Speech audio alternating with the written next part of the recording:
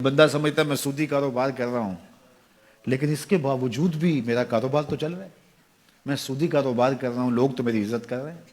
مسجد کی کمیٹی کا میں صدر بھی ہوں، میں معززین شہر میں شامل بھی ہوں، لوگ مجھے جلسوں میں مہمان خصوصی بھی بلاتے ہیں، میں ایم پی اے بھی منتخب ہو گیا ہوں، مجھے وزارت کا قلمدان بھی سونپ دیا گیا ہے.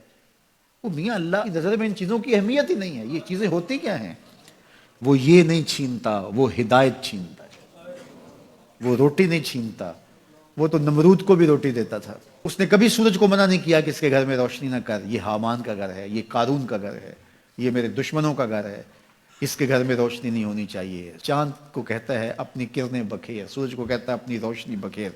جس طرح باجزید کے گھر میں روشنی ہوتی ہے، اس مکار کے گھر میں بھی ایسی روشنی ہوتی ہے، فرق نہیں پڑتا.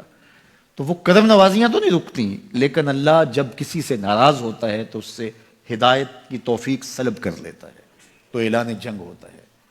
تو پھر وہ ٹکرے بھی مار رہا ہو تو اس کی رسم کی نماز ہوتی ہے، اس کا ماتھا جھک رہا ہوتا ہے، دل نہیں جھک رہا ہوتا، چونکہ ہدایت سلب کر لی گئی. جب اندر سے روح ہی نکال لی جائے تو باقی بچتا کیا ہے؟ تو یہ بات ذہن میں رکھیے گا کہ اللہ تعالیٰ جل شانہ نے ہمیں جن کاموں سے روکا ہے، جن کاموں سے منع کیا ہے، ان کاموں کے کرنے میں ہمیں کبھی بھی بھلائی اور خیر نہیں مل سکتی. یہ ہم جب اچھی طرح سے ذہن نشین کر لیں، اگر اللہ پر ہمارا یقین اور یقیناً اس پر ہمارا ایمان ہے، تو پھر وہ امر جو اللہ کی طرف سے جن سے روک دیا گیا تو ہم کبھی بھی ان کے قریب تک نہ جائیں. اور جن کاموں کے کرنے کا اسے حکم دیا گیا، اس کی حکمتیں نہ بھی ہمیں معلوم ہو. آج جدید سائنس تحقیقات کرتی ہے تو ہمارے سامنے آتا ہے کہ وضو کے کیا فوائد ہیں. آج ہمیں لوگ بتاتے ہیں کہ جناب آپ امامہ باندھیں گے تو سن سٹروک سے بچ جائیں گے.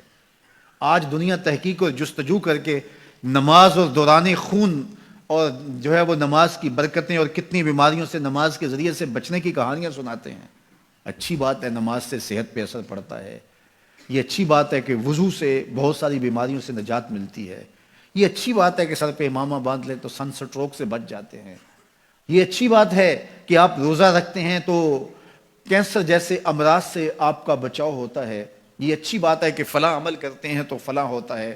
لیکن صاحب ہم سن سٹروک سے بچنے کے لیے امامہ نہیں باندھتے، ہم محمد عربی کی ادا کے لیے باندھتے ہیں. دوران خون کے لیے نماز نہیں پڑھتے، ہم رب کے حضور سجدہ ریزی کے لیے اس کے حضور اپنی نیاز مندیوں کا سر جھکاتے ہیں. تو حکمتیں بھی ہیں، وہ برکتیں ذیل میں آتی ہیں. تو یہ بات ذہن میں رکھیے گا کہ حکمتیں معلوم نہ بھی ہوں تو ہم عمل کرتے ہیں. یہی تو ہے کہ یومنون بالغیب.